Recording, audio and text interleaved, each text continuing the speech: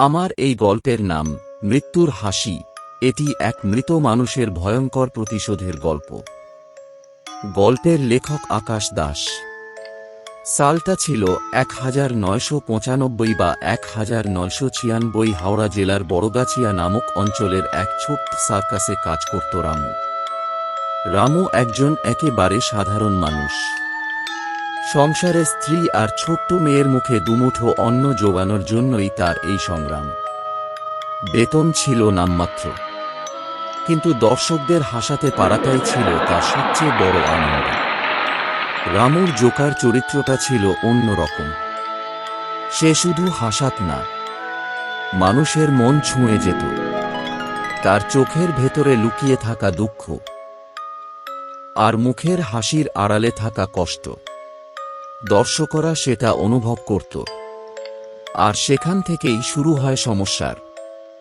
সার্কাসেই ছিল আরেক জোকার শম্ভু। আগে সেই ছিল সবার প্রিয়, কিন্তু রামুর জনপ্রিয়তা দিন দিন বাড়তে থাকায় শম্ভুর ভিতরে জন্ম নেয় ভয়ঙ্কর হিংসা। এক ঝড়ো রাতে শো শেষ হওয়ার পর শম্ভু আর তার কয়েকজন সঙ্গী মিলে রামুকে ডেকে নেয় সার্কাসের পেছনের অন্ধকার তাঁবুর কাছে। তোকে অনেক উঁচুতে উঠতে দেখছি রে, ঠান্ডা গলায় বলেছিল শম্ভু। তারপর আর কেউ কিছু বুঝে ওঠার আগেই রক্তে ভেসে যায় মাটি। নির্দয়ভাবে হত্যা করা হয় রামুকে। তার নিথর দেহটা ফেলে দেওয়া হয় পুরনো এক বাঘের খাঁচার ভেতরে, যেন সে কোনো মানুষই নয়। পরের দিন খবর ছড়িয়ে পড়ে রামু পালিয়ে গেছে, কিন্তু সত্যিটা জানত শুধু শম্ভু আর তার বন্ধুরা। কয়েকদিন পর সার্কাসে অদ্ভুত ঘটনা ঘটতে শুরু করল।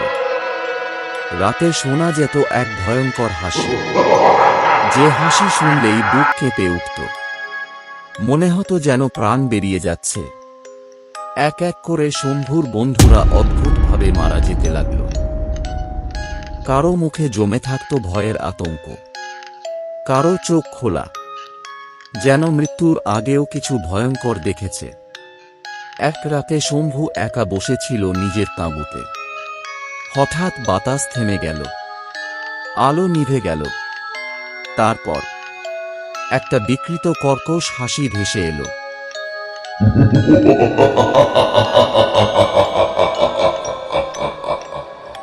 শম্ভু কাঁপতে কাঁপতে পিছন ফিরে তাকালো। দেখল একটা জোকার দাঁড়িয়ে আছে, মুখে বিকৃত রক্তমাখা হাসি, চোখ দুটো জ্বলছে আগুনের মতো। আর সেই মুখটা, কিন্তু সে আর আগের মতো নেই। সে এখন মৃত্যুর দূত রূপী এক ভয়ঙ্কর জোকার। মাফ করে দো, আমি ভুল করেছি। কিন্তু দেরি হয়ে গেছে।